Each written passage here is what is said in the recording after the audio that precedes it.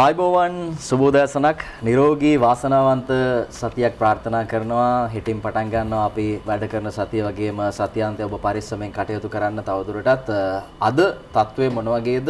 ඊයේ වාර්තා වෙන ආසාත්‍යයන් එක්ක අලුත්ම තත්වය අදින් උදෑසන කාලෙක වෙනස් වෙනවාද? මේ ගැන හරියටම යුද හමුදාපතිතුමාව තවත් මොහොතකින් අපි සම්බන්ධ කරගෙන ඔබට කියන්න ලෑස්ති. නලිත් good morning. අපි ලෝකේ තත්වය කොහොමද කියලා බලමු. good morning සමීර, සුබෝදෑසනක් ප්‍රාර්ථනා කරන ලෝකේ තත්වය ගැන අනිවාර්යයෙන්ම අවධානය යොමු කරන්න ඕනේ සමීර. විශේෂයෙන්ම දැන් ඊයේ දවසේ අපේ රටෙත් දෛනික කොරෝනා ආසාදිත වැඩිම මරණ සංඛ්‍යාවක් වාර්තා වෙනවා. මරණ 22ක් විදිහට.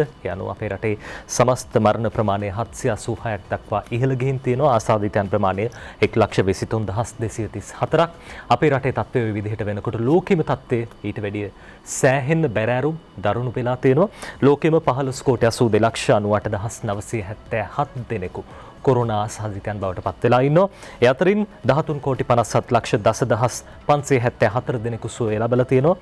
අවාසනාවකට සමස්ත ලෝකයේම 32,95,950 දෙනෙකු කොරෝනාවෙන් මිය ගිහිල්ලා තියෙනවා. මේ තමයි සමීර ලෝකෙම තත්ත්වය. ලෝකෙම කොරෝනාව ගිලගෙන තියෙන මොහොතක්. ඒ මොහොතේදී අද දවසේ ජාතික පුවත්පත්වල තොරතුරු අපි ඔබට කියන්න සූදානම්. ඊට කලින් සමීර කිව්වා වගේම යුද හමුදාපති ජෙනරාල් ශවේන්ද්‍ර සිල්වා මහත්මයා අලුත්ම තත්ත්වය පිළිබඳව අපිට කියන්නත් සූදානමින් ඉන්නවා. දැන් රටේ තොටේ බොහෝ දෙනෙක් ආරක්ෂාකාරීව විමසිලිමත්ව ගත කරන්න ඕන කාල සීමාවක් මුවාවරණ පළඳින්න ඕනේ. මීටරේ පරතරේ තියාගන්න ඕනේ. මේ හැම ආරක්ෂිත ක්‍රියාමාර්ගයක්ම ඔබ අනිවාර්යෙන්ම අනුගමනය කළ යුතුමයි. සමීර. ඔව් අපි මේ මොහොතේ සම්බන්ධ කරගන්නවා යුද හමුදාපති ඒ වගේම ඒකාබද්ධ මාණ්ඩලික ප්‍රධානී කොවිඩ් මර්ධන කාර්ය සාධක බලකායේ ප්‍රධානී ජෙනරාල් ශවේන්ද්‍ර සිල්වා මහතා. ඉතාමත් ගෞරවයෙන් ඔබතුමාව ආයුබෝවන් කියලා පිළිගන්නවා. ආයුබෝවන් යුද හමුදාපතිතුමා. ආයුබෝවන් සමීර, සුබෝදෑසනක්. යුද හමුදාපතිතුමානි, අපි මුලින්ම දැනගන්න කැමතියි දැන් ඊයේ වාර්තා වුණ තත්වයන් එක්ක ආසාත්‍යයන් එක්ක මේ වෙද්දී අද උදෑසන කාලයෙන් යම් ආකාරයකින් හුදකලා බවට පත් කරන ප්‍රදේශ තියෙනවද සහ ලිහිල් වෙන ප්‍රදේශ තියෙනවද?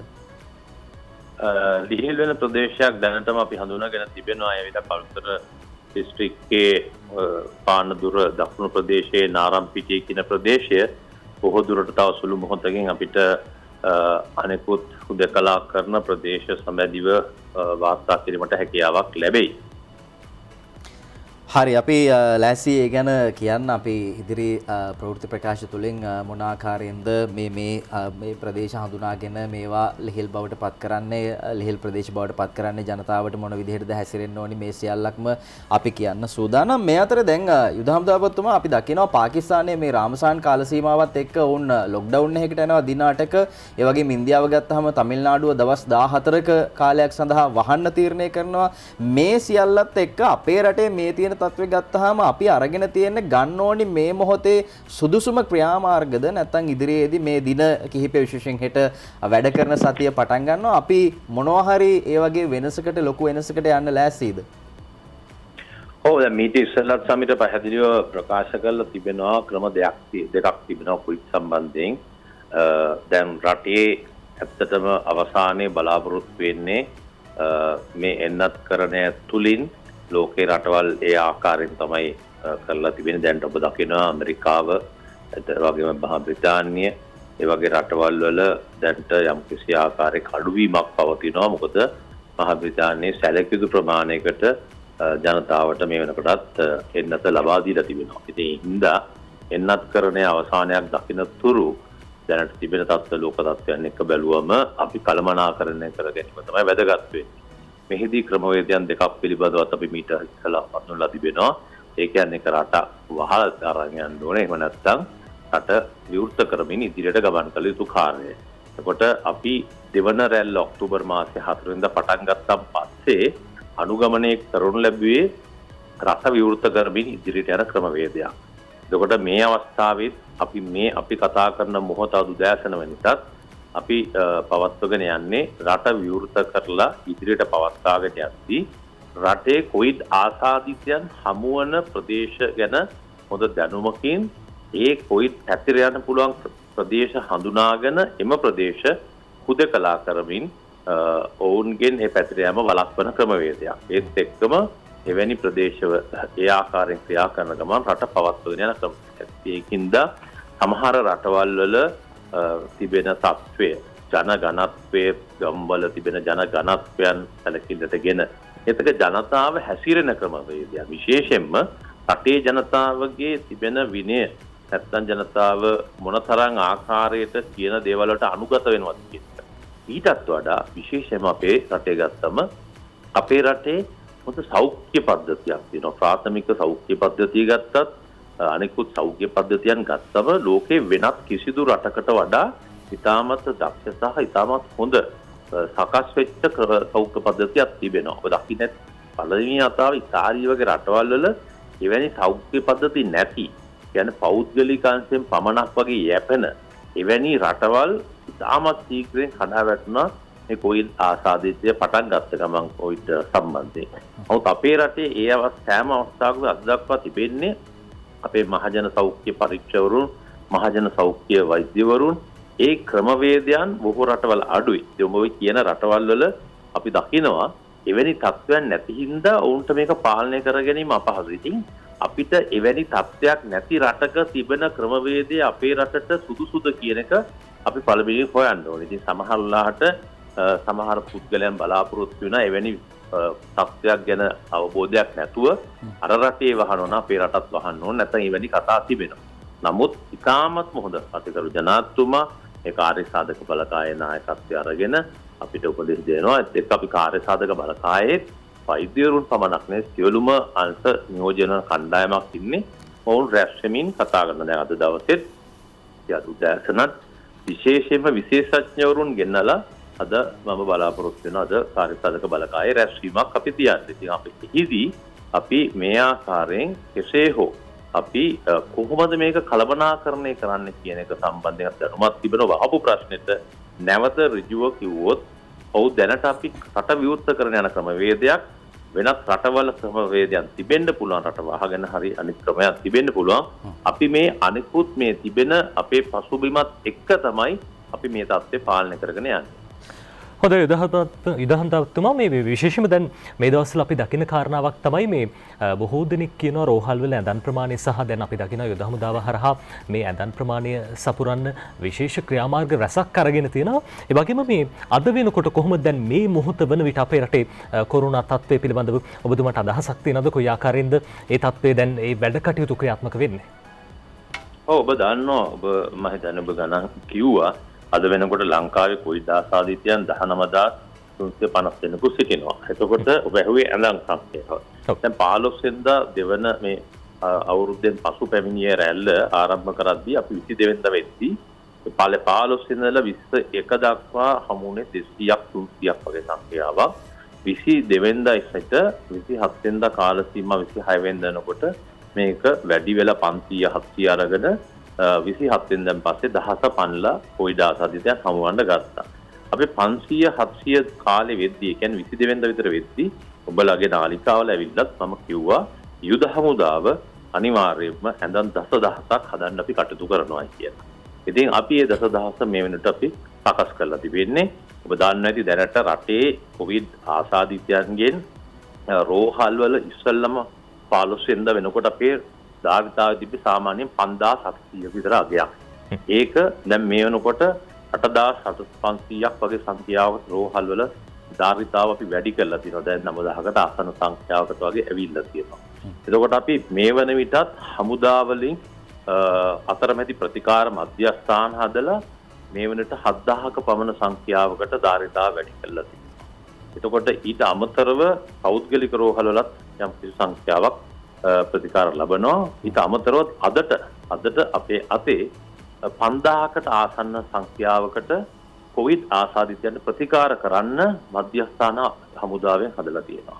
ඉතින් ඒකින්ද අපි අර කියපු 10000 සීමාව මේ වෙනකොට අපි හදලා තිබෙනවා. ඊට අමතරව ඉතුරු දින දෙක ඇතුළත 2700ක ප්‍රමාණයක් ධාරිතාවක් අපිට වැඩි වෙනවා. ඒත් එක්කම දිනකට හමු වන සංඛ්‍යාවන් 1300ක් පමණ ඊයේ දිනෙත් පිටත්වත් යනවා රෝහල් වල.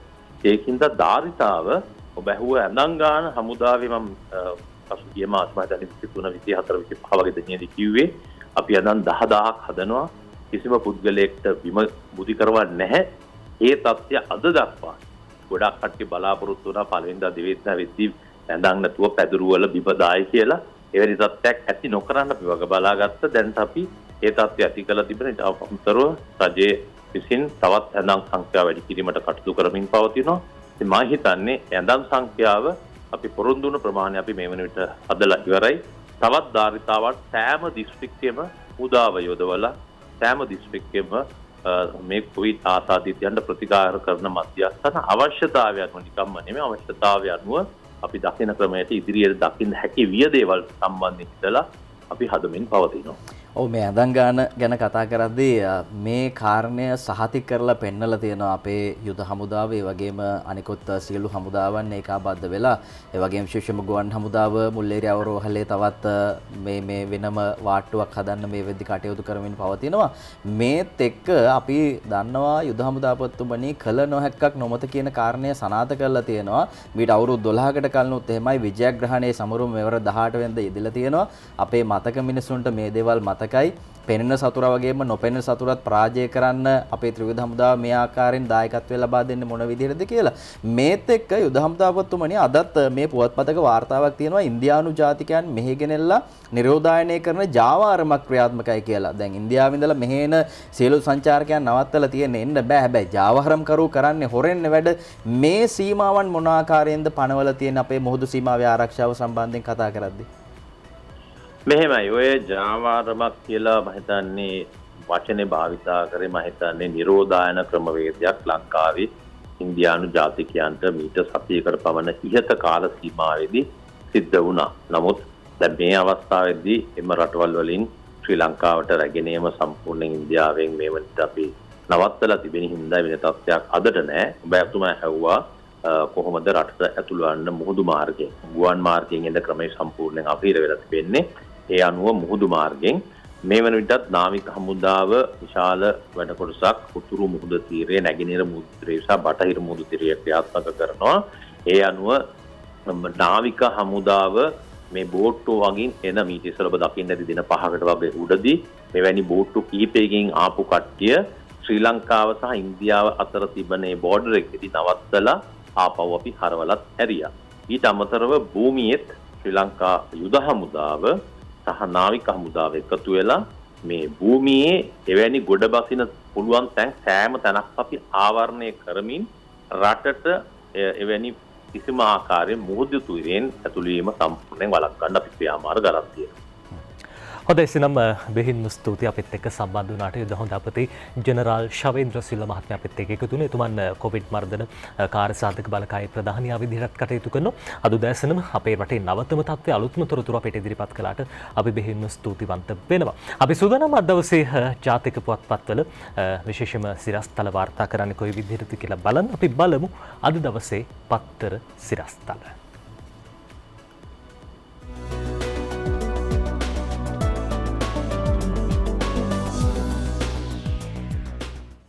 හොඳයි සමීර අපි මුලින්ම අවධානය යොමු කරන්න සූදානම් සති අග අරුණ පුවත්පතේ ප්‍රධාන සිරස්තලයට. අද සති අග අරුණ වාර්තා කරන ප්‍රධාන සිරස්තලයේ චීන එන්නතට ලෝක සෞඛ්‍ය සංවිධානයේ අනුමැතිය WHO අනුමැතිය චීන හා රුසියන් එන්නත් අකණ්ඩව ජනතාවට කියලා අද සති අග අරුණ කියනවා. චීන එන්නත් ලක්ෂ 6ක් ලංකාවේ එන්නත් කිරීම ආරම්භයි. මේ අද දවසේ සති අග අරුණ ප්‍රධාන සිරස්තලයේ COVID-19 මර්ධනය සඳහා චීනයේ විසින් නිෂ්පාදනය කරනු ලැබූ සිනෝෆාම් එන්නතට ලෝක සෞඛ්‍ය සංවිධානයේ අනුමැතිය පසුගිය සිකුරාදා ලැබුණා.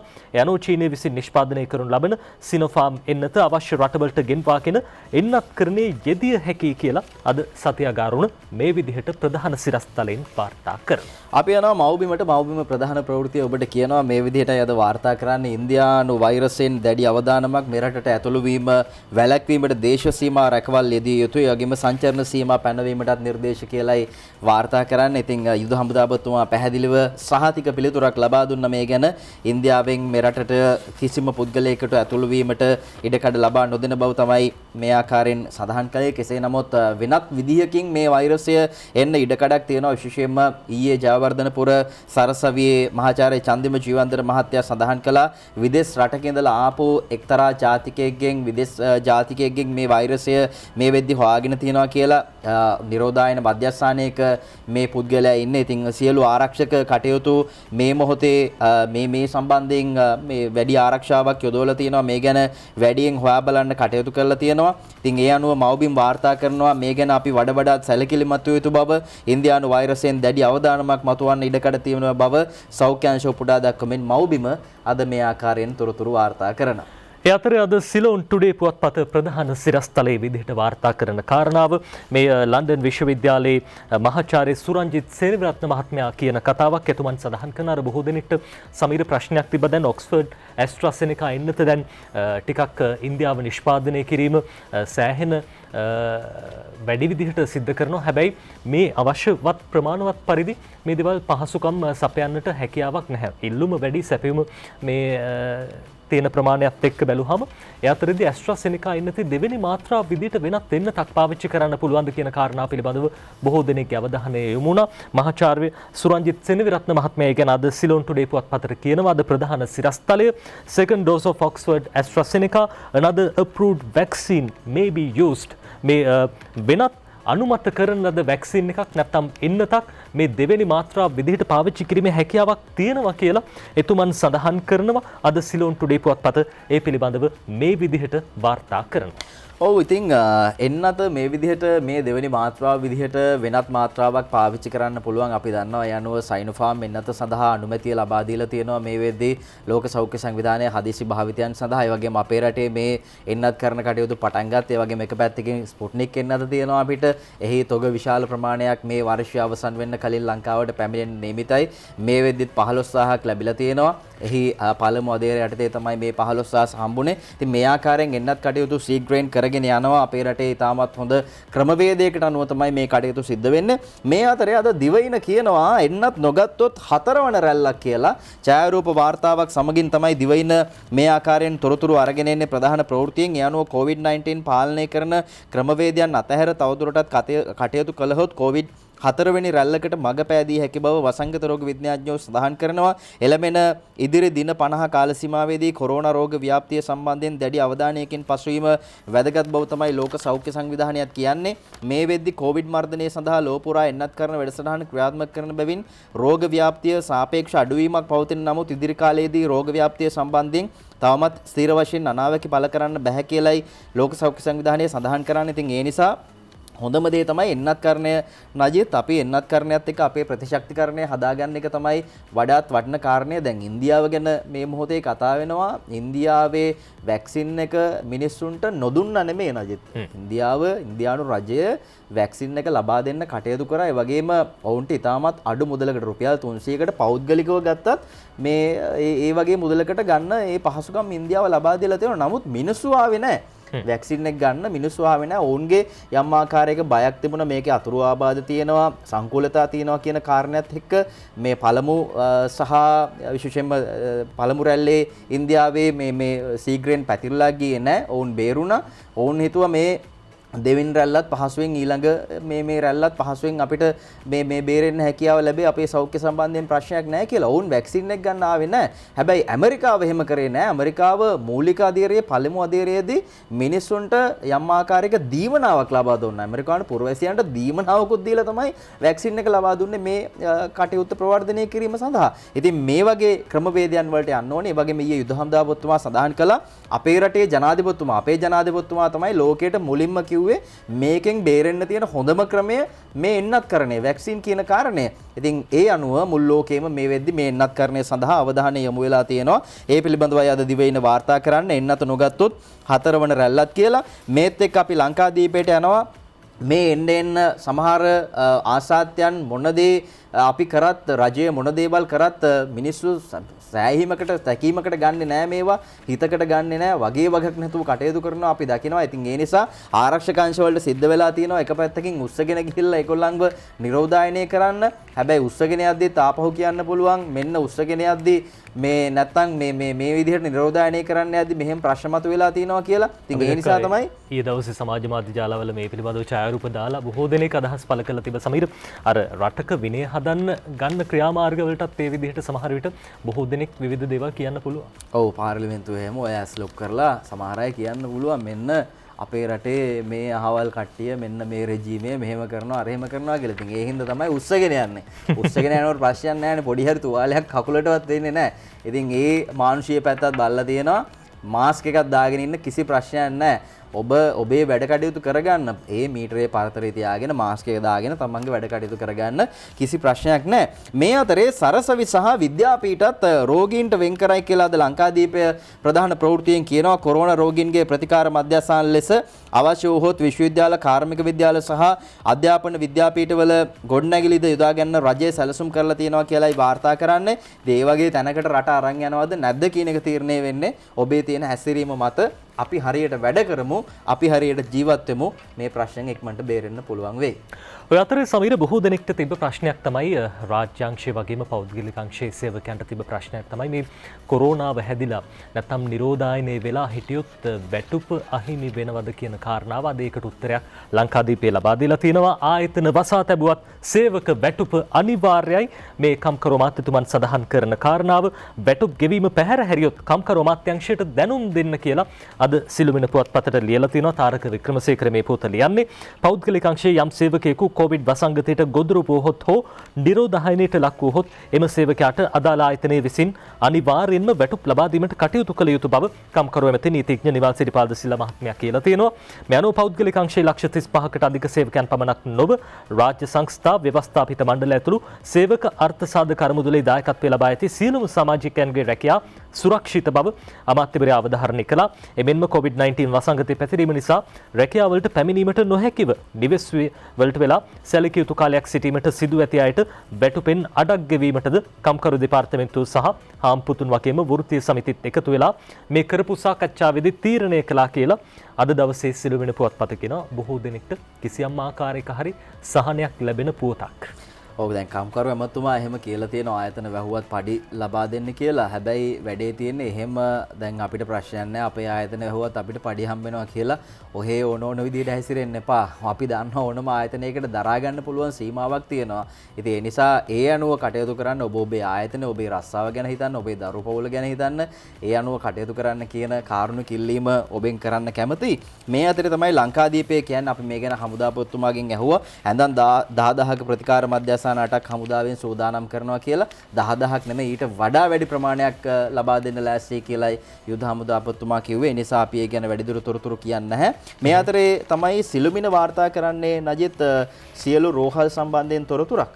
දවසේ සිළුමිණ කියන සියලු රෝහල් කොවිඩ් වෙනුවෙන් සීරුවෙන් කියලා අද අපි මේ පිළිබඳව විශේෂයෙන්ම අවධානය යොමු කළා. උදේ පාන්දරම අපි යුද හමුදාපතිතුමන් සම්බන්ධ කරගත්තා මේ රෝහල් පහසුකම් ඒ වගේම මේ අවශ්‍ය අඳන් සංඛ්‍යාව වැඩි කරන්න කොහොමද කියලා සිළුමිණ කියනවා. පසුගිය දින කිහිපය තුළ අඛණ්ඩව දිනකට වාර්තා වන කොවිඩ් රෝගීන්ගේ සංඛ්‍යාව 2000කට ආසන්න වීම හේතුවෙන් මෙවන විට මෙරට රෝහල් පද්ධතිය තුළ කොවිඩ් රෝගීන් 18000කට ආසන්න සංඛ්‍යාවක් ප්‍රතිකාර ගන්නා හේයින් ඉදිරියේදී තවත් රෝහල් කිහිපයක්ම සම්පූර්ණයෙන් කොවිඩ් රෝගීන් සඳහා වෙන් කිරීමට සැලසුම් කර තිබෙනවා.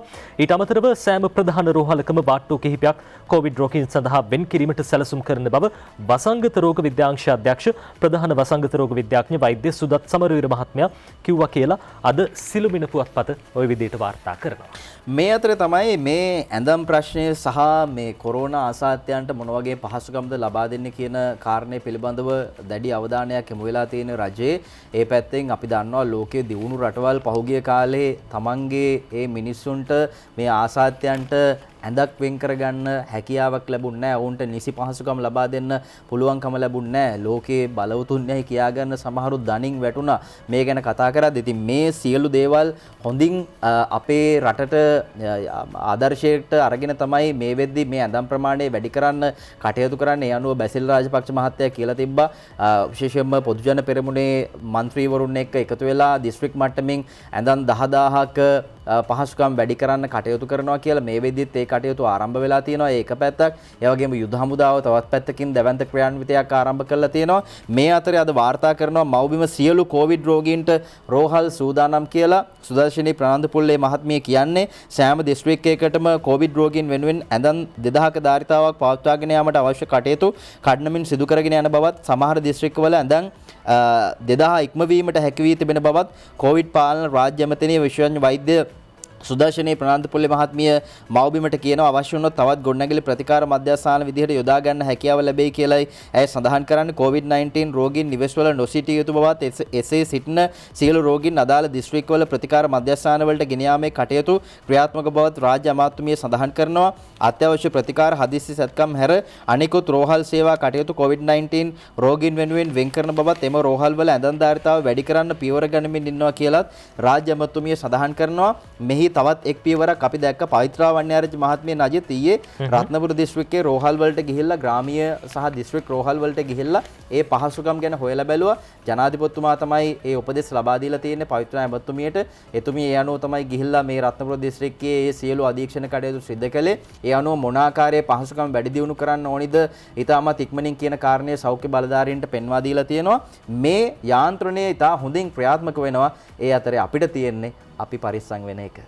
ඇතරේ අද සති අග අරුණ පුවත්පතේ සිරස්තලයක් විදිහට වාර්තා කරන පුවතක් PCR ප්‍රතිඵල පිළිබඳව බොහෝ දෙනෙක් කියනවා PCR ප්‍රතිඵල එන්න ප්‍රමාදයි කියලා. අද අරුණ කියනවා PCR ප්‍රතිඵල කඩිනමින් නොලැබීමෙන් හුදකලා හෝ නිරෝධායනයට හඳුනා ගැනීම ප්‍රමාද වෙලා දිනකට දින 19කට PCR පරීක්ෂණ ලක්ෂ 3ක් සිද්ධ කරලා තියෙනවා කියලා.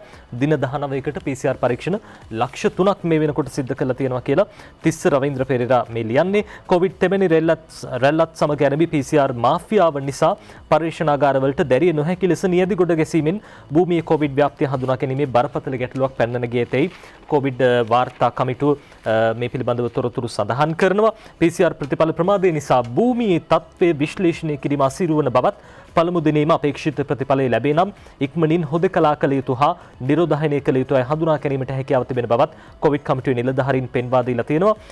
මේ නිසා විශේෂයෙන්ම මේ PCR පරීක්ෂණ දහස ඉක්ම වූ PCR පරීක්ෂණ ගොඩ ගැහිලා තියෙනවා කියලා අද දවසේ සතියගාරුණු පුවත්පත කියනවා. දිනකට පරීක්ෂණ 15000ක් පමණ මෙරට පරීක්ෂණාගාරවල සිදු කිරීමට හැකියාව ඇතත් පහුගිය දිනවල දිනකට 31000 දක්වා PCR පරීක්ෂණ සිදු කර තිබුණේ සෞඛ්‍ය අධ්‍යක්ෂ ජෙනරාල්ගේ නියෝග පවා නොතකා බව විශේෂයෙන් සඳහන් කරලා තියෙනවා.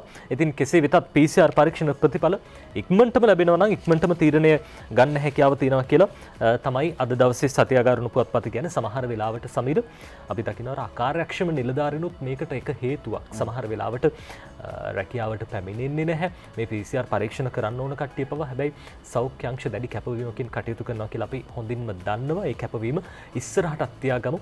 මේ කැපවීම තව ටිකක් ඉස්සරහට ගෙනිච්චොත් අපිට කොවිඩ් මර්ධනය කරන එක අපහසු වෙන්නේ නැහැ.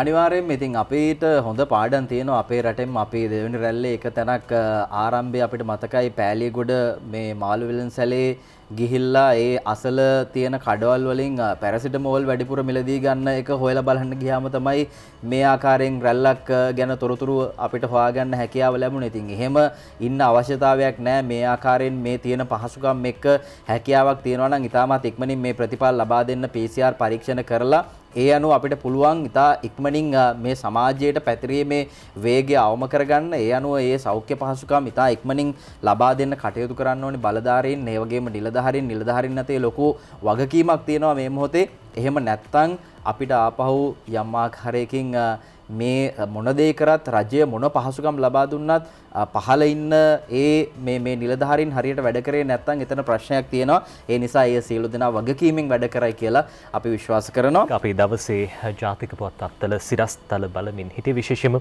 අද දවසේ ප්‍රධාන පුවත් අතර කොරෝනාවට වැඩි ඉඩකඩක් ලැබිලා තියෙනවා. සිලෝන් ටුඩේ පුවත්පත අද කියනවා ඇස්ට්‍රාසෙනිකා දෙවෙනි මාත්‍රාව පිළිබඳව ඇස්ට්‍රාසෙනිකා second dose 14 week gap sufficient කියලා මේ බොහෝ දෙනෙක් සමීර සඳහන් කරපු කාරණාවක් තමයි මේ දෙවෙනි මාත්‍රාව දෙන්නේ කවද්ද දෙවෙනි මාත්‍රාව ලබා දෙන්න ප්‍රමාණවත් කාලය සති කීයකින් දෙලබෙන්න කියලා අද දවසේ සිලෝන් ටුඩේ පුවත්පත මේ විදිහට කියන සති 14ක ගැප් එකක් නැත්නම් මේ පරතරයක් තිබ්බහම ප්‍රමාණවත් කියලා සෞඛ්‍ය විශේෂඥයන් මේ පිළිබඳව තොරතුරු සඳහන් කරනවා කියලා බොහෝ දෙනෙක් පහුගිය කාලේ කිව්වා මේ මාස 2කින් දෙන්න ඕනේ සති 8කින් දෙන්න ඕනේ සති 12කින් දෙන්න ඕනේ කෙසේ වෙතත් සති 14ක මේ පරතරයක් තිබ්බහම ඇති කියලා සෞඛ්‍ය විශේෂඥයන් සඳහන් කරනවා කියලා අද සිලෝන් ටුඩේ පුවත්පත මේ විදිහට තොරතුරු කියනවා. ඔව් මේ අතරේ අපි සූදානම් සෞඛ්‍ය විශේෂඥයන් වෛද්‍යවරුන් මොනවද කියන්නේ මේ තත්ත්වයන් එක අපි කොහොමද පරිස්සම් වෙන්නේ කියලා අද ලංකාදීපේ කියනවා මේ විදිහට අධික වෙහෙස නම් ඒ වගේම හුස්ම ගැනීම අපහසු නම් කොරෝනා වෙන්න පුළුවන් විශේෂඥ වෛද්‍ය බෝධික සමරසේකර මහත්තයා කියලා තියෙන්නේ කොවිඩ් රෝග ලක්ෂණ සංගවාගෙන සිට උත්සන්න වන මොහොතේදී රෝහල්ගත වන බොහෝ රෝගීන් ඔක්සිජන් අඩුකම හේතුවෙන් ජීවිත අවදානමකට පත්වීමේ තත්වයක් මෙරට රෝහල් වලින්ද දැන් දකින්නට ලැබෙන බව ගම්පහ මහ රෝහලේ ශ්වසන රෝග පිළිබඳව විශේෂඥ වෛද්‍ය බෝධික සමරසේකර මහත්තයා කියලා තියෙනවා. ඒ අනුව මේ ගැන පරිස්සම් වෙන්න කියන කාරණේ තමයි මතක් කරන්නේ. එහෙයින් යම් පුද්ගලයෙකුට හුස්ම ගැනීම අපහසුතාවයෙන් මෙන්ම කතා කිරීමේදී පඩි කිහිපයක් නැගීමේදී පවා අධික වෙහෙසක් දැනෙන්නේ නම් අධික උණ නිතර දින කිහිපයක් ඇතිනම් හෘද ස්පන්දන වේගය වැඩි වෙන බව දැනෙනවා නම් ඇඟපත වේදනාව අධිකව තියෙනවා නම් මේ රෝග ලක්ෂණ කොරෝනා වෛරස් ප්‍රභේදය වෙන්න පුළුවන්. ඉතින් ඒ නිසා නොපමාව රෝහල්ගත වෙලා ප්‍රතිකාර ලබා ගන්න කියලා වෛද්‍යතුමා සඳහන් කරන්නේ. මේ කොරෝනා ප්‍රභේදය නිරෝගී පුද්ගලයෙකුට මෙන්ම තරුණ අයටද ඉතා ඉක්මනින් ඇතුළු වීමේ ඒ වගේම ඇතුළු වෙලා බලපෑම් කරන්න පුළුවන් කියන කාරණේ වෛද්‍යතුමා සඳහන් කරනවා. මේ සම්බන්ධයෙන් දැඩි අවධානයක් යොමු කරන්න අධික වෙහෙස නම් හුස්ම ගැනීම අපහසු නම් කොරෝනා වෙන්න පුළුවන් කියන එක තමයි බෝධික සමරසේකර වෛද්‍යතුමා කියලා තියෙන්නේ. ඉතින් මේ තියෙන වෙහෙසත් එක්ක අපි කතා කරොත් එහෙම අපේ තියෙන වෙහෙස නෙමෙයි මේ සඳහා මේ කොරෝනා මර්ධනය කරන්න මොනතරම් වෙහෙසක් මහන්සියක් ගන්නවද සෞඛ්‍යාංශ ආරක්ෂක කියලා තනියෙන් කරන්න පුළුවන් වැඩක් නෙමෙයි. ඒ නිසා ඔබ මේ සඳහා සහයෝගය ලබා දෙන්න ඕනේ. අපි යනවා ඊළඟ ප්‍රවෘත්තියට.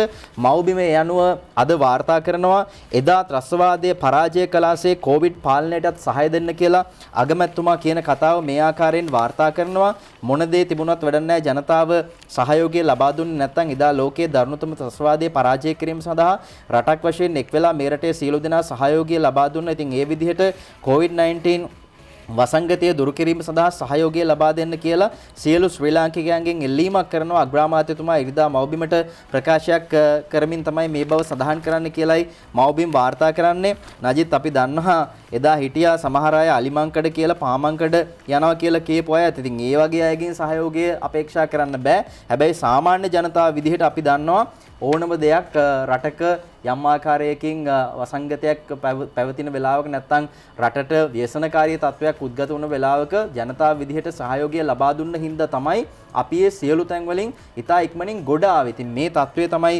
අගමැතිතුමා මේ රටේ ජනතාවගෙන් ඉල්ලන්නේ. අපි දකිනවා බලන්න මෙන්න මේ වගේ කාරණා අපි සූදානම් ලංකාදීපයට යන්න මේ වගේ දේවල් පිළිබඳව ජනතාව නිරන්තරයෙන් අවධානයෙන් ඉන්න එක ඉතාමත් වැදගත්. කොරෝනාවෙන් බේරෙන්න ඉන්දියානුවන් ලංකාවට ගෙනීමේ ජාවාරම කියලා අද ලංකාදීපේ යනුව මේ විදිහට වාර්තා කරනවා. අපි මේ ගැන යුද හමුදාපතිතුමාගෙනුත් ඇහුවා. එතුමා කිව්වා ආරක්ෂකාංශ සීරුවෙන් ඉන්නවා මේ ගැන හොයලා බලනවා කියලා. කෙසේ නමුත් මේ සාකච්ඡාවට එකතු කරගෙන තියෙනවා අර පහුගිය දවසක ඉන්දියාවේ ඉඳලා ලංකාවට පැනලා ආපු කාන්තාවක්. ඇයගෙන් අහනවා කොරෝනා වලට බයයි කියලා. නමුත් එහෙ දාලා ලංකාවට ආවේ කොහොමද කියලා. මම ලංකාවේ කෙනෙක් මගේ මහත්තයා චෙන්නයි වල අපි ජීවත් වුණේ එහෙ. ඒත් බලාගෙන ඉද්දි එහෙ මිනිස්සු මැරෙනවා බලා ඉන්න බැරි හින්දා මම දරුවෝ දෙන්න එක්ක ලංකාවට ආවේ. මගේ මහත්තයා එහෙ එම කාන්තාව ශ්‍රී ලාංකේය කාන්තාවක් වුණත් ඉන්දියා ජාතිකව විවාහ කරගත් පසුව ඔවුන් ජීවත් වෙලා තියෙන ඉන්දියාවේ කුප්පම් ප්‍රදේශයේ බව ඒ පොලිසියට කියනවා. ආගමන විගමන නීති උල්ලංඝනය කරමින් නීති විරෝධීව මෙරට රැඳී සිටීම හේතුවෙන් පොලිසිය මොවුන් අත්අඩංගුවට ගත් බවයි පොලිස් මාධ්‍ය ප්‍රකාශකතුමා සඳහන් කරන්නේ. ඉතින් ආරක්ෂක අංශ සීරුවෙන් ඉන්නවා. ඒ වගේම මේ සම්බන්ධයෙන් සොයා බැලීම් කරනවා. මේ අතරේ ජනතාව අනිවාර්යෙන් මේ සඳහා සහයෝගය ලබා දෙන්න ඕනේ. එහෙම නැත්නම් තමයි ප්‍රශ්න මතුවෙන්නේ. ඉතින් මිනිස්සුන්ට පුළුවන් නැජිත් අනිවාර්යෙන්ම මේ කටයුතු හොයලා බලලා තමන්ගේ ගමට අලුතෙන් කෙනෙක් ඇවිල්ලා ඉන්නවාද කියලා දන්නවනේ ඕනම තැනක.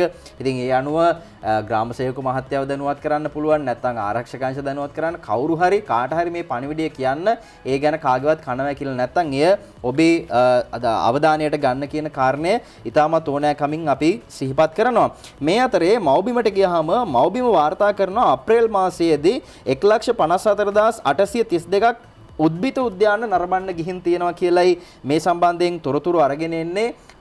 අපේ රටේ අය මේ කොරෝනා වසංගතයේ මේ රැල්ල තුන්වෙනි රැල්ල එන්න කලින් මොන තරම් සතුටින් ඉඳලා තියනවද, තමන්ගේ ඒ නිදහස උපරිමයෙන් භුක්ති විඳලා තියනව නේද කියන කාරණය මේ ප්‍රවෘත්තියත් එක්ක සනාථ වෙනවා.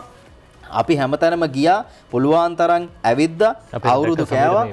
නුවරඑළිය හිම සෑහෙන්න පිරිසක් ඉන්නවා අපි දැක්කා. සිරිපාදේ වදින ගියා. ඒ ආගමික කටයුතු සිද්ධ කරන්න ඕනේ. හැබැයි ආරක්ෂාවට, සෞඛ්‍ය ආරක්ෂාවට මුල් තැන දීලා බොහෝ දෙනෙක් අපි දැක්කා නිදැල් ඉන්න අවුරුදු සමයේදී මේ ගම්බිම් බලා බොහෝ පිරිසක් ගියා. කොළඹ ඉඳන් සමහර විට මේ පිරිසත් එක්ක ගම්බිම් වලට කොරෝනා ගියාද කියලාත් අපිට හිතෙන තරමටම මේ කොරෝනාව දැන් වැඩි වෙලා තියෙනවා, ව්‍යාප්ත වෙලා තියෙනවා. සමීර සඳහන් කරපු කාරණා. ඔව්, ඉතින් අපි දැක්ක අර හෝටන් තැන්න එහෙම දිගු පෝලින් තියෙනවා. මේ විදිහට අපි නිදහසේ ඒ උපරිමය හින්දා තමයි අපිට මේ කොරෝනා මේ රැල්ලට යම් ආකාරයකින් ගොදුරවන්න හේතුවක් බවට පත් උනේ. ඉතින් මේව දැන් අපි අමතක කරලා දැන්වත් හරියට ඉන්නවා නම් කිසි ප්‍රශ්නයක් නැහැ. ඒක තමයි වෙන්න ඕනි.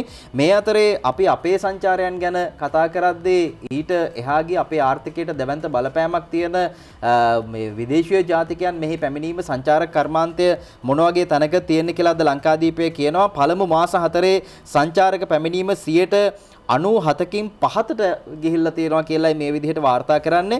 මේ වසරේ ජනවාරි අප්‍රේල් 30 වෙනිදායින් ජනවාරි මාසයේ ඉඳලා අප්‍රේල් 30 වෙනිදායින් අවසන් වූ පළමු මාස 4 ඇතුළත දිවෙන්ට සංචාරකයන් 13797 දෙනෙකු පැමිණ ඇති අතර පහුගිය 2020 වසරේ අදාළ සමාන්තර කාලය සැස්දීමේදී මේ වසරේ සංචාරක පැමිණීමේ 97.3කින් පහත වැඩිලා තියෙනවා කියලා ශ්‍රී ලංකා සංචාරක ප්‍රවර්ධන අධිකාරියේ වාර්තා සඳහන් කරනවා. ඉතින් මේක තමයි ඇත්ත කතාව. අපිට මේ දේවල් නැවත ගොඩනගා ගන්න ඕනි. එහෙමනම් අපි පරිස්සමින් ඉන්න ඕනි. අපේ රට ආරක්ෂා කර ගන්න ඕනි. ඒ වැදගත්කම ඔබට හොඳින් තේරලා ඇති. ඒ ගැන හොඳට හිතට අරගෙන වැඩ කටයුතු කරන්න කියන දේ අපි නැවත නැවත ඔබට සිහිපත් කරනවා. ඒ අතරදී රටේ දෛනික සාමාන්‍ය ජන ජීවිතය හරියාකාරව පවත්වගෙන යන්න ඕනේ. රටේ වගාවන් සිද්ධ වෙන්න ඕනේ. ඒ අතරදී පොල් වගාකරුවන්ට සහන රැසක් දෙන්න සූදානම් කියලා අද සිළුමිණ පුවත්පත කියනවා. පොල් වගාවේ ප්‍රවර්ධනය සඳහා මේ වසරේදී පොල් වගාකරුවන් වෙත සහන රැසක් සැලසීමට පොල් වගා කිරීමේ මණ්ඩලය තීරණය කර තිබෙනවා. මේ සහන ලබා ගැනීම සඳහා නොවැම්බර් 30 වෙනිදා දක්වා ඉල්ලුම් කළ හැකි බව පොල් වගා කිරීමේ මණ්ඩලයේ සාමාන්‍ය අධිකාරී මානෙල් කුලරත්න පැවසුවා කියලා අද මේ විදිහට වාර්තා කරනවා සිළුමිණ පුවත්පත. ඔවුන් සිරස්තලයකට යොදමින් සඳහන් කරන කාරණා පොල් වගාකරුවන්ට සහන රැසක් කියලා. ඒ අතරදී සති අග අරුණ පුවත්පත කියන කතාවක් මේ විශේෂයෙන්ම දැන් මේ රටේ තියෙන කාබනික වගාවන් වැඩි දියුණු කරන්න ඒ සඳහා අවශ්‍ය සහාය දෙන්න වත්මන් රජය දැවැන්ත වැඩපිළිවෙලක් ගෙන යමින් තිබෙන අතරදී පහුගිය කාලේ සිද්ධ වෙච්ච දෙයක් ගැන සති අග අරුණ මේ විදිහට ලියනවා.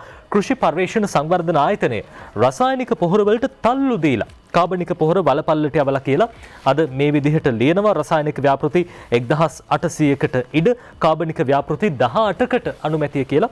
රසායනික පොහොර ව්‍යාපෘති 1800කට අනුමැතිය දෙනකොට කාබනික ව්‍යාපෘති 18කට පමණයි අනුමැතිය ලබා දීලා තියෙන්නේ කියලා සාලී කුමාර ගුණසේකර මේ ගැන ලියන්නේ. කෘෂි පර්යේෂණ සංවර්ධන ආයතනය පසුගිය කාලයේ රසායනික කෘෂිකර්ම ව්‍යාපෘති 1800ක් සඳහා ආධාර ලබා දෙන විට කාබනික ව්‍යාපෘති අතරින් තෝරාගෙන නැත්තේ 18ක් පමණක් බවට අනාවරණය වෙලා තියෙනවා කියලා අද මේ විදිහට කියනවා. විශේෂයෙන් ජනතා බදු මුදල් වලින් ක්‍රියාත්මක ජාතික විද්‍යා පදනම ජාතික පරීක්ෂණ සභාව වැනි ආයතන බොහෝ විට අනුමැති ලබා දී ඇත්තේ විදේශ රටවලින් රසායනික පොහොර කෘෂි රසායන ආදී ගෙන්වා මෙරට ක්‍රියාත්මක කරන ව්‍යාපෘති සඳහා බවද එම ආයතනයේ අභ්‍යන්තර ආරංචි මාර්ග සඳහන් කරනවා. කාබනික පොහොර ව්‍යාපෘති වලට අදාළ දේශීය පරීක්ෂකයන් ඉදිරිපත් කරන ලබන යෝජනා වලට මේ ආයතන වලින් බොහෝ දුරට අනුමැතිය ලබා නොදෙන බවද ඇතැම් පරීක්ෂකයන් සඳහන් කරනවා කියලා අද සතියාග අරුණ පුවත්පත කියන සමීර මේ තමයි තත්ත්වය. විශේෂයෙන්ම දැන් බොහෝ වෙලාවට කාබනික ව්‍යාපෘති වලට ප්‍රවර්ධනය කරන්න ඒ සහාය ලබා දෙන්න ඕනකම තියෙද්දි තාමත් පහුගිය කාලේ සහාය ලබා දීලා තියෙන්නේ මේ විශේෂයෙන්ම රසායනික පොහොර සම්බන්ධ ව්‍යාපෘති වලට කියලා තමයි අද සතියාග අරුණ පුවත්පත කියන්නේ. අතරදී දඹුල්ල ආර්ථික මධ්‍යස්ථානයේ අපි දැක්ක කොරෝනා රෝගීන් වැඩි වෙලා දඹුල්ල ආර්ථික මධ්‍යස්ථානයේ වහලා තියෙනවා. හැබැයි දඹුල්ල වහපු හින්දා එළවලු ටොන් ගණනක් ගොවි බිම්වල මෝරලා කියලා අද සතිය ගරුණ කියන කතාවක් චමින්ද සේනාරත්න ලියන්නේ. දැන් ගොවියෝ මේ තමන්ගේ අස්වැන්න නෙරන්නේ ඒවා ගොවි බිම්වලම වගා බිම්වලම මෝරලා කියලා තමයි අද සතිය ගරුණ පුවත්පත කියන්නේ. තුන්වැනි රැල්ලේ කොවිඩ් ව්‍යාප්තියත් සමග දඹුල්ල ආර්ථික මධ්‍යස්ථානයේ සති දෙකකට පෙර වසා දැමීම නිසා දෛනිකව නෙළන එළවලු මෙට්‍රික් ටොන් 10 ගණනක් ගොවි බිම්වල ඉවත දැමීමට ගොවීන්ට සිදු ඇති බව සමස්ත ලංකා ගොවි ජන සම්මේලනයේ ජාතික සංවිධායක නාමල් කරුණාරත්න මහත්තයා කිව්වා කියලා අද සතිය ගරුණ පුවත්පත කියන මේ දේවල් මිලදී අරගෙන ජනතාවට ලබා දෙන්න පුළුවන් නම් අර වැඩි වෙන එළවලු මිලට හොඳ සහනයක් ලබා දෙන්න පුළුවන් කියලා අපි විශ්වාස කරනවා. ඉතින් මේ දේවල් ජාතික ධනය අපතයවීමක් සමහර වෙලාවට රජයේම සහන දීලා පොහොර සහන ආධාරය දීලා මේ එළවලු වගා කරන්න මේ භෝග වගා කරන්න සහන දෙනවා. හැබැයි මේවා මේ විදිහට මෝරලා යනවා නම් ඒ දේවල් වල පාඩුවක් දෙන්නේ ජනතාවටම තමයි. ඒ හින්දා ඒ සඳහාත් වැඩපිළිවෙලක් ක්‍රියාත්මක කරන්න ඕනේ කියන කාරණාව අපි මතක් කරන්න කැමතියි. අද සතිය ගරුණ ඒ පුවත කියන්නේ. ඔය අතරදී සමීර තවත් එක පුවතක් තියෙනවා. සතිය ගරුණ පුවත්පත කියන මේ පහුගිය යහපාලන රජයේ පැවති කාලේ අවුරුදු 5ට කෝටි 774ක රටහාල් කවලා කියලා අද සතියග අරුණ පුවත්පත කියනවා. පහුගිය කාලේ අපි දැක්ක දෙයක් විශේෂයෙන්ම අපේ රටේ දේවල් වැඩි දියුණු කරන්න වගා කරන්න උනන්දු කරවන්න ඕනකම තිබිද්දි පහුගිය කාලේ අවුරුදු 5ටම රටේ ජනතාවට රටහාල් කවලා කියලා මේ කෝටි 774ක් වියදම් වෙලා තියෙනවා. හැබැයි 2020 අවුරුද්දේදී ඇටයක්වත් ගෙනත් නැහැ කියලා සහතික වෙනවා. අද සතිය ගරුණ පුවත්පතේ ගැන කියන්නේ යහපාලන රජය පැවති 2015 වසරේ සිට 2019 දක්වා කාලය තුල සෑම වසරකම සහල් ආනයනය කරලා තියෙනවා. විශේෂයෙන්ම මේ පිළිබඳව ඇතුල් පිටුවේ වාර්තාවේදී වැඩි දුරටත් තොරතුරු කියනවා. මේ සහල් ආනයනය කිරීම නිසා මෙට්‍රික් ටොන් 20000 සිට ලක්ෂ 6 දක්වා අවුරුද්දකට ගෙන්වලා තියෙනවා. පහුගිය 2020 වසරේදී සහල් ආනයනය කර නොමැති බවද වාර්තා වෙනවා. ඒ අනුව එම වර්ෂ 5 කාලයේදී මෙට්‍රික් ටොන් 1,11,000ක් ආනයනය කරලා තියෙනවා. ඉන් වැඩිම සහල් ප්‍රමාණයක් වන මෙට්‍රික් ටොන් 6,69,322ක් 2017 අවුරුද්දේදී ආනයනය කරලා තියෙනවා කියලා අද මේ විදිහට සතිය ගරුණ පුවත්පත කියන රටේ ජාතික ධනය මේ දේවල් රටේ ජනතාවට ලැබුණා නම් රටේ ජනතාවගේ ආර්ථිකය වැඩි දියුණු කරන්න හේතු වෙනවා. හැබැයි එහෙම කළා නැහැ. ආනයනය කළා තියෙනවා. දැන් අපේ මේ වෙද්දී විශේෂයෙන්ම පහුගිය සතියේදී වාර්තා කළා සහ ජනාධිපතිතුමා දැඩි වශයෙන් තීන්දුවක් ගත්තා. විශේෂයෙන්ම කාබනික පොහොර තමයි ඉදිරියේදී ප්‍රවර්ධනය කරන්න සූදානම් වෙන්නේ. කාබනික පොහොර හඳුන්වා දෙනවා. රසායනික පොහොර තහනම් කරන්න කටයුතු කරනවා කියන කාරණය. මේකත් එක්ක සමහර ප්‍රදේශවල අපි දකිනවා ගොවි ජනතාව මැසිවිල් නගනවා පොහොර මේ කන්නේ සඳහා නැහැ කියන දේ. ඉතින් මේවා සමාගම් කරන දැවැන්ත ජාවාරම් වෙන්න පුළුවන්. මේ තියෙන දේ ආපහු පස්සට අදින්න කරන වෑයමක් වෙන්න පුළුවන්. පොහොර හංගලා මිනිසුන්ව මේ පාරට අරගෙන ඇවිල්ලා සමහරට උද්ඝෝෂණ කරලා මේ ආකාරයෙන් නැවත වතාවක් අර තීන්දුව වෙනස් කරන්න සූදානමක්ද දන්නේ නැහැ. තියෙන්නේ මේ ගැන කෘෂිකර්ම ඇමතුමා හොයලා බලනවා නම් වටනවා. මොකද මේ හැම තීරණයක්ම ගන්නෙ මහ ජනතාවගේ සුබසිද්ධිය සඳහා. සෞඛ්‍ය ගැන කතා කරද්දී බරපතල තර්ජනයක් මේ රසායනික පොහොර සහ රසායනික දේවල් භාවිතා කරලා අපි කනබුන දේවල් පරිභෝජනය කරන දේවල් නිෂ්පාදනය කිරීම තුළින් දැවැන්ත පරිසර හානියක් වගේම අනිත් පැත්තෙන් සෞඛ්‍ය හානියක් වෙලා තියෙන බව සෞඛ්‍ය අංශ සඳහන් කරනවා. මේ තියෙන තොරතුරුත් එක්ක තමයි මේ තීන්දුව ගන්නෙ. මේ අතරේ ශැෂේ පැකට් සම්බන්ධයෙන් තීන්දුවක් ගත්තා. නමුත් මේක යටින් රිංගල සමහරු හරියට බිස්නස් කරගෙන යනවා. මේ ගැන අද වාර්තා කරනවා දිවයින පරිසර ඇමතුමා කියනවා ශැෂේ පැකට් නීතියෙන් රිංගුවොත් වැඩවර්ධී කියලායි පරිසර ඇමතුමා කියලා තියෙන්නේ. ඒ අනුව පරිසර අමාත්‍යාංශය සිදු කරන ලද මේ ශැෂේ පැකට් තහනම සඳහා ලබා දීලා තියෙන සහනයට පිටින් කවුරු හරි කටයුතු කරනවා නම් ඒ සඳහා ක්‍රියාමාර්ග ගන්නවා කියලා ඇමතුමා සඳහන් කරනවා. ග්‍රෑම් 20ට අඩු බර සහිත සියලු ආකාරයේ ශැෂේ පැකට් නිෂ්පාදනය සහ විකිණීම තහනමට ලක් කරමින් පරිසර අමාත්‍යාංශය මගින් ගැසට් පත්‍රයක් නිකුත් කරලා තියෙනවා. ඊට විකල්පයක් වශයෙන් ග්‍රෑම් 100 හෝ ඊට වඩා වැඩි බර ප්‍රමාණයේ නිෂ්පාදන යෝජනා කරලා තිබුණත් එක්තරා සමාගමක් මේක නොතකා ග්‍රෑම් 24කින් යුතු ශැෂේ පැකට් එකක් වෙළඳ පොළට නිකුත් කරලා තියෙනවා. 20නේ බෑ කියන්නේ. අපි 24 දෙන්නා කියලා පොඩ්ඩක් වැඩි කරලා ගාණත් වැඩි කරලා ශැෂේ පැකට් එකක් දාලා තියෙනවා එළියට. ඉතින් මේ තුලනුත් වෙන්නේ පරිසර හානියක් තමයි. අපි දන්නවා ගොඩාක් ඔය ගම්වල තියෙන පොඩි සිල්ලර කඩවල වලින් මොන තරම් පැකට් ප්‍රමාණයක් මේ විදිහට අරගෙන යනවාද කියලා. ඉතින් මේවා නවත්තන්න තමයි මේ හොඳ ක්‍රියාමාර්ග ගත්තේ. හැබැයි ඒවෙන් රිංගනවා නම් සමහරව ඒවටත් නීති ගේන්න ඕනි. ඒ ගැනයි ඇමතුමා මේ අද අදහස් පළ කරලා තියෙන්නේ දිවයින වාර්තා කරන්නේ. ඔය අතරදී සමීර විශේෂයෙන්ම දැන් අපි දැක්ක පහුගිය කාලේ පුරාවටම මේ පරිසරය ගැන උනන්දුවක් දක්වන අතරේදී රණවිරුව ගැනත් වැඩි වැඩියෙන් කතා වුණා. රණවිරුව පරිසරය සුරකින්න බොහෝ දායකත්වයක් ලබා දෙන බව අපි දන්නවා. එහිම රණවිරුවන්ට සහන සලසන්න සූදානම් කියලා අද දවසේදී සිළුමිණ පුවත්පත කියනවා. රණවිරුවන්ට අප්‍රේල් 27 සිට සහන අමිල මලවිසූරිය මේ පුවත ලියන්නේ සිළුමිණට ත්‍රස්තවාදී හේතු නිසා මියගේ සහ ආබාධිත වූ රණවිරුවන්ගේ යැපෙන්නන් වෙත සහන සැලසීම සඳහා යෝජනා 7ක් ඇමති මණ්ඩලයේ විසින් නිකුත් අප්‍රේල් 27 වෙනිදා අනුමත කළා.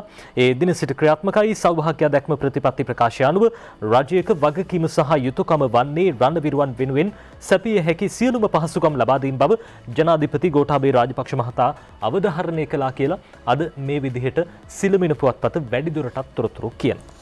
අපි මෙතනින් පස්සේ විදේශ තොරතුරක් වෙත අවධානය යොමු කරන්න සූදානම්. ඉතින් පහුගිය කාල සීමාව තුළ උණුසුම් ප්‍රවෘත්තියක් බවට පත් වුණා මේ බිල් ගේට්ස් සහ එතුමාගේ මේ බිරිඳත් එක්ක දික්කසාදයක් සම්බන්ධයෙන් වන කාරණයක් ලෝක ප්‍රවෘත්ති මවන කාරණයක් බවට පත් වුණා. ඉතින් අපි අර පුරුදු කතාවක් අහලා තියෙනවා පිදුරු සෙවිලි කරපු පැල්පතේ තියෙන ඒ සහනේ සනීපේ ලොකු මන්දිරවල තියෙනවාද කියන කාරණේ. ඉතින් ඒකට හොඳ උදාහරණයක් තමයි අද මේ සම්බන්ධයෙන් දිවයින වාර්තා කරනවා.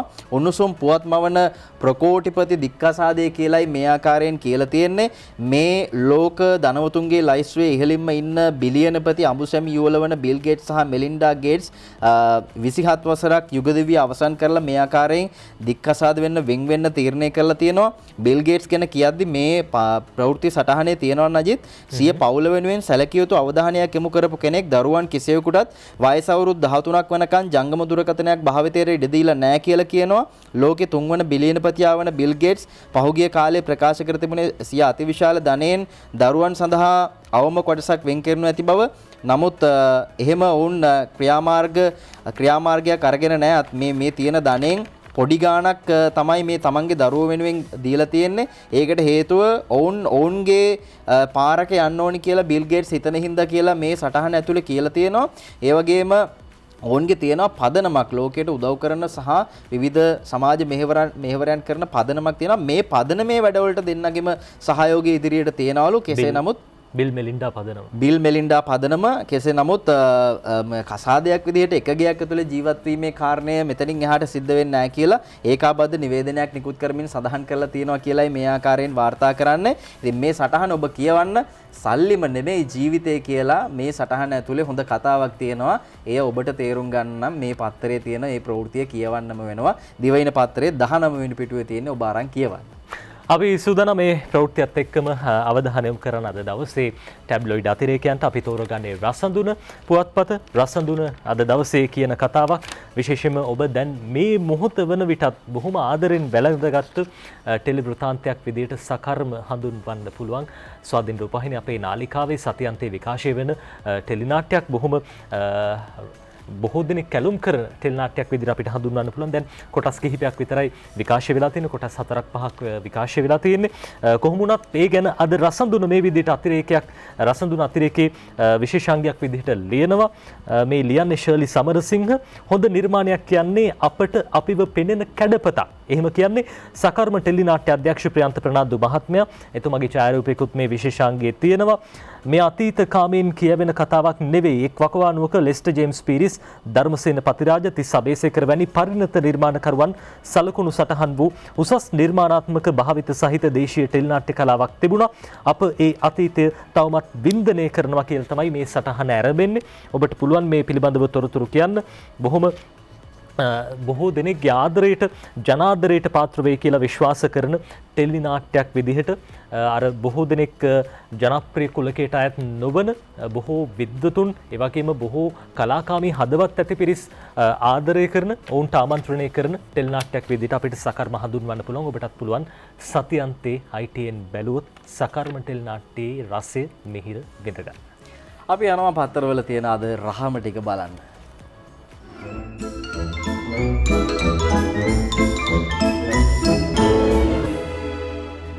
ලංකාදීපේ ලංකෝනිස් පියල් සමරවීරගේ මේ විදිහටයි තියෙන දෙන්නෙක් අතර සාමාන්‍ය වැසියෝ කතා බහක් තියෙනවා. ඔන්න එක්කෙනෙක් ඇවිල්ලා කියනවා ඒ කාලේ වඳුරු රජාගේ ඇඟේ වහපු මැස්සා වෙලවන්න කඩුවෙන් ගැහුවේ රජාට තියෙන ආදරේ හින්දානේ අනිත් කෙනා කියනවා ඉතින් මේ කාලේ දේශපාලකයෝ සෞඛ්‍යාංශ ලොක්ඩවුන් කරපු පැති බලෙන් අරවන්නේ ඡන්දදායකයන්ට තියෙන ආදරේ හින්දානේ කියලා කියනවා.